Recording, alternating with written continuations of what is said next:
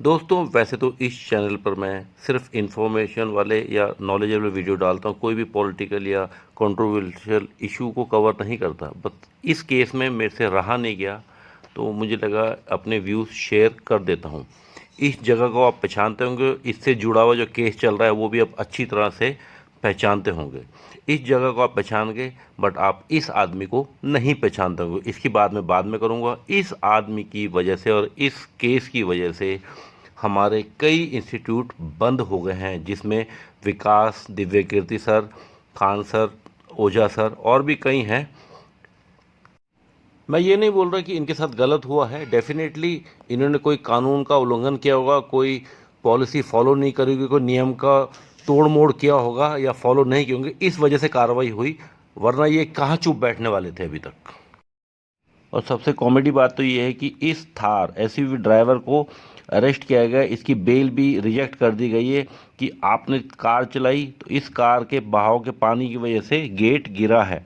तो कार्रवाई होनी चाहिए उस बिल्डिंग के मालिक के ऊपर जिसने इतनी कच्ची दीवार बनाई, या एमसीडी वगैरह दिल्ली की जो डीडी है उसके खिलाफ होनी चाहिए थी, बट हुई इस गरीब आदमी के खिलाफ। और ये आदमी अभिषेक गुप्ता जो इसका ओनर है, इसका ज़्यादा जिक्र नहीं हो रहा है जितना दिव्य कीर्ति सर, खान सर वगैरह का हो रहा है। तो इसको भी तो जवाबदार मीडिया को बिठाना चाहिए, इसको नेशनल टीवी में प्राइम टाइम में रात को 9 बजे दिखाना चाहिए। ये तो सेम वैसा केस हो गया जैसे अभी रिसेंटली पुणे में Porsche hit and run case के मामले में हुआ था। जो ड्राइवर था, कल्पित था, उसको तो एक ऐसे लेकर के छोड़ दिया, जबकि पुलिस ने 900 पेजों की चार्जशीट फाइल करी थी। कार्रवाई किसके ऊपर करेगी? कार्रवाई करेगी बार ओनर के ऊपर, उसका लाइसेंस रद्द कर दिया जाए। उसने बेल मांगी, वो केस भी रिजेक्ट हो गया। उसके अलावा 2-3 बार बुलडोजर से तोड़ दिए गए और 16 के आसपास बारों का लाइसेंस कैंसिल कर दिएगा। ठीक है, अगर इन्होंने अंडर एज 18 से बिलो को दारू दी है, रूल का उल्लंघन किया है, तो लाइसेंस कैंसिल बनता है। बट जिस बंदे ने मर्डर किया है, अरे उसके खिलाफ भी तो कुछ कर दो भाई। अभी हमारी नई संसद को ही ले लीजिए, कितने जोर शोर से इसका काम हुआ था। इवन कोरोना में सब रुक गया था बट ये काम नहीं रुका था। कल ये पिक्चर सामने आई है कि वो टपक रहा है और प्लास्टिक की बाल्टी में टपकता हुआ पानी को रोकने की कोशिश करी गई है। अरे कम से कम प्लास्टिक बैन है, तुम इसमें लोहे की, स्टील की, मेटल की बाल्टी तो लगा लेते। पता नहीं क्यों सारे मुद्दे में मीडिया चुप क्यों, असली चीज़ दिखाता क्यों नहीं पब्लिक को। अभी ट्रेन हादसे ही ले लो, पिछले 2 महीने में तकरीबन 15 रेल हादसे हुए हैं, मगर प्राइम टाइम में ये जिक्र नहीं होता, जबकि ये मुद्दे 9 बजे वाली प्राइम टाइम रिपोर्ट में कवर होने चाहिए ताकि पूरा हिंदुस्तान देखे। बट ये छुटपुट अखबार में आ जाता है या दिन में छोटा सा कवर कर लेते हैं। जानते हैं कि दिन में लोग ज़्यादा न्यूज़ नहीं देते, देखते तो रात वाले, रात में वो कुछ और ही टॉपिक पे अपना भाषण देते हैं। रेल हादसे आप लोगों से छुपे नहीं है, हल्का फुल्का कवर होता है। बट मेरा पॉइंट है, क्यों नहीं रेलवे मिनिस्ट्री को, रेलवे मिनिस्टर को, सरकार को ये मीडिया घेरती है? क्यों सरकार तो चुप रहेगी? अपनी बुराई कोई नहीं सुनना चाहता, हर कोई अपना पैर पीछे करता है, जिम्मेदारी कोई नहीं लेना चाहता, क्योंकि ये गलत काम है। हाँ, अच्छा काम होता, नई ट्रेन लॉन्च है, हर कोई वाहवाही के लिए सामने आता। ये मीडिया का काम है बुलाना, 9 बजे के प्राइम शो में पूरे हिंदुस्तान को दिखाना और जिम्मेदारी तय करना। ये नई नई ट्रेनें लॉन्च करे जा रहे हैं बट पुरानी इनके काबू में आ नहीं रही हैं। एक्सीडेंट का मेन कारण 2-3 चीज़ों को बताया जा रहा है। एक तो पिछले कुछ सालों में इस सरकार के अंडर 3 लाख से भी ज़्यादा पद रेलवे में खाली हैं।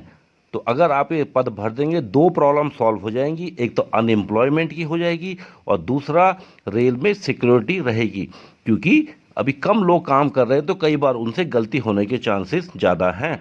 तो आप नई नई ट्रेन में पैसा लगा रहे हैं और कवच ऐप में पैसा आपने इतना लगा दिया, पर कवच ऐप अभी तक मुझे कहीं भी कामयाब होता हुआ नज़र नहीं आया है। नई ट्रेन में पैसा ना लगा करके अगर वही पैसा एम्प्लॉयमेंट देने में, वैकेंसी भरने में लगाते तो शायद रिजल्ट कुछ और होता। और ट्रेन का किराया दिन पर दिन बढ़ता ही जा रहा है। क्यों बढ़ रहा है? क्योंकि अभी जनरल डिब्बे कम हो रहे हैं। जो वंदे भारत भी लॉन्च करी है वो भी राजधानी शताब्दी टाइप है, बहुत महंगा टिकट है, वो खुद लॉस में चल रही, काफ़ी सीटें खाली जा रही। हिंदुस्तान में आम जनता ज़्यादा है, वो जनरल डिब्बे में ट्रैवल करना पसंद करती है। तो ट्रेनों में एसी कोच बढ़ने की वजह से ट्रेन के टिकट महंगे हुए और जनरल कोच बहुत कम रहेगी है। अब जब आम आदमी जनरल कोच में ट्रैवल करता है तो वो भेड़ बकरियों की तरह जाता है। ये भी आप लोगों से छुपा नहीं है, बट मीडिया किसी से कोई सवाल जवाब नहीं करता है। बस मेरी सरकार से तो क्या बोलूँ मैं, बट इस मीडिया से मेरे को थोड़ी शिकायत है कि मेन मुद्दे पे बात ना करके उल्टे सीधे मुद्दों पर ये बात करना ज़्यादा पसंद करते हैं। और ये आंकड़े मैं अपने मन से नहीं बोल रहा हूँ, ये रेलवे मिनिस्ट्री ने खुद माना है कि इतने पद अभी तक रेलवे में खाली हैं। अभी 2 दिन पहले ही न्यूज़ आई है कि लद्दाख के पैगोंग लेक में चाइना ने बहुत बड़ा ब्रिज बना दिया है। सरकार चुप है, होम मिनिस्ट्री चुप है, डिफेंस मिनिस्ट्री चुप है, और ख़ासकर मीडिया क्यों नहीं इतने बड़े मुद्दे को नेशनल टीवी में उछाल रहा है। बस छोटे मोटे 2-4 अखबार कवर कर देते हैं, क्योंकि अखबार कोई पढ़ता नहीं है, तो आम जनता की नॉलेज में ये चीज़ें आती नहीं हैं।